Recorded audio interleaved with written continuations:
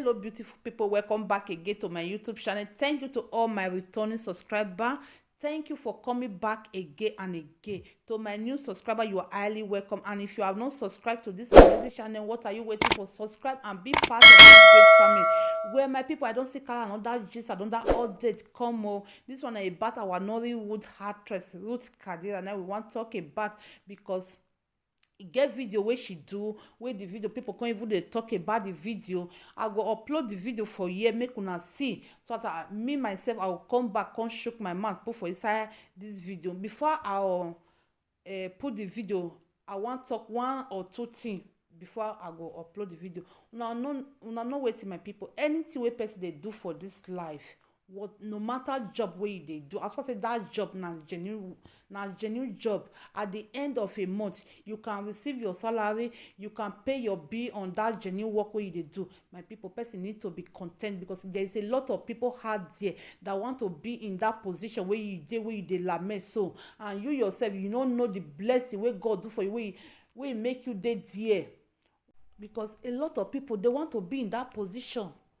For them to even get there na problem, but you wey dey that position wey dey lament, you don't know the blessing, the grace wey God wey dey upon your life. Well my people, I go put the video so that I'll come back again make I come shook my mouth put for inside this matter. You see, something is bothering me this morning, and my problem might not make sense to a lot of people, but it's a problem for me. As a girl, I hardly do the things that a lot of women do. Difficult for me to do because of this job, this profession that I chose. So this December, I'm like, Ruth, at least be a girl. Dress up, take care of yourself. Do something with yourself. I decide to go and fix my lashes. 28K for this one. I decide to paint my nails. Basically, I've been flaunting it. A lot of you people have seen it. It's not like the best of nails, but me, this is like a big deal for me.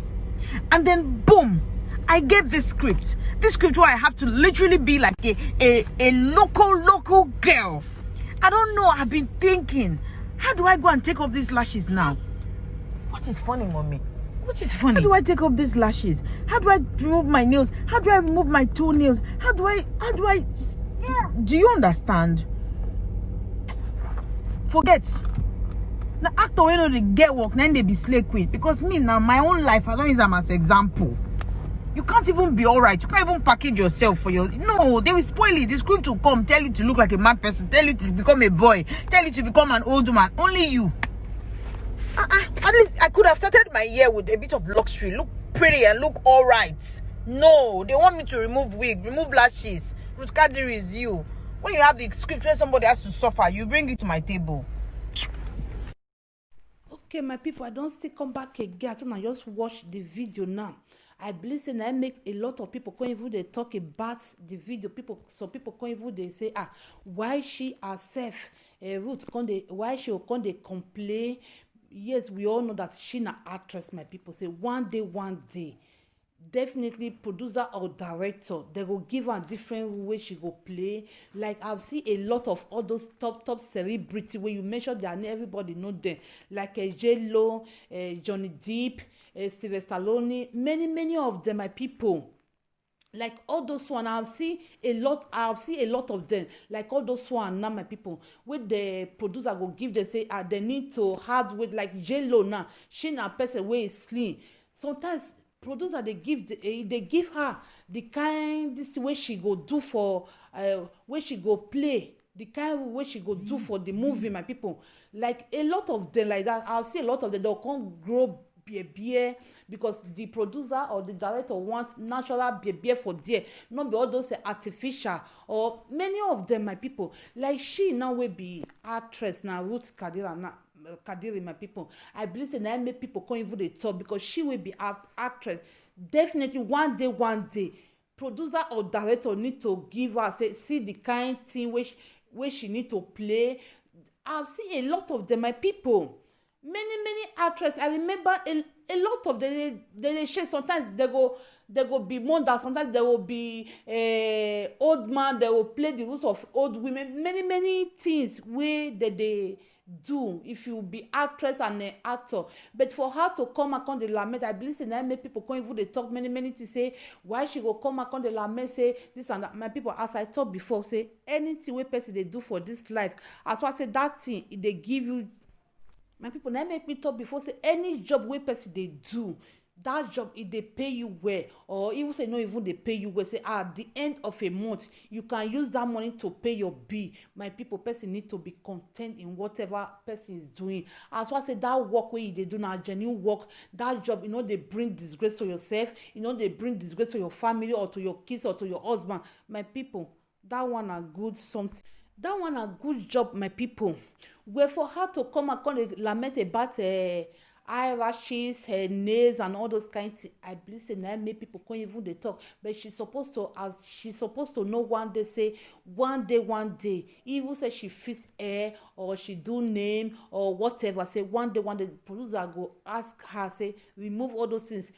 she need to act as a village girl or whatever. My people, some I've seen a lot of all those actresses, even Nigeria, they go barb their hair to abolo. I've seen a lot of them, my people, where a lot of them they do that kind of thing. The producer need, maybe they want to play that, they need to play that role for there. But I believe say na make people come even dey talk. She not supposed to dey talk because now she choose to be actress now. So my people, because actress one day producer or director go say come and do this one, come and do that one. I believe say na that one na make people come even dey talk many things. People talk many things, say you are lamenting as an actress, you need to be content, this and that, this and that. Yes, my people, like she will be actress now. A lot of people, they want to be in her own position, they want to be an actress and actor, but they no fit get the way to reach there. Because I know say for that Nollywood to be an actor and actress, before it was easy to enter the Nollywood industry, but now it's very difficult to enter. My people, very difficult. I believe say that one I make people come dey talk many things. Where for my own concern about this, to my own view of the video wey she did, for me, my people, she for not even lament, she for just okay keep to the something wey the producer or the director ask her to do. Because I believe say nails wey she fix now, because she need to remove am, eyelashes she need to remove am. According to her, e say the eyelashes na just 20,000. I believe say money wey they wan even pay her for the movie wey she wan play, wey she wan do for the wey she wan do, I know say that e go even pass the 20,000 naira. That is the work of actress and actor. Today you go see they say they be small pikin, tomorrow you go see they say they be adult, tomorrow you see they say they be wife now, so or husband now. So now so the work of actress just be. My people, where my people, as I said, as okay, I need to talk about the video.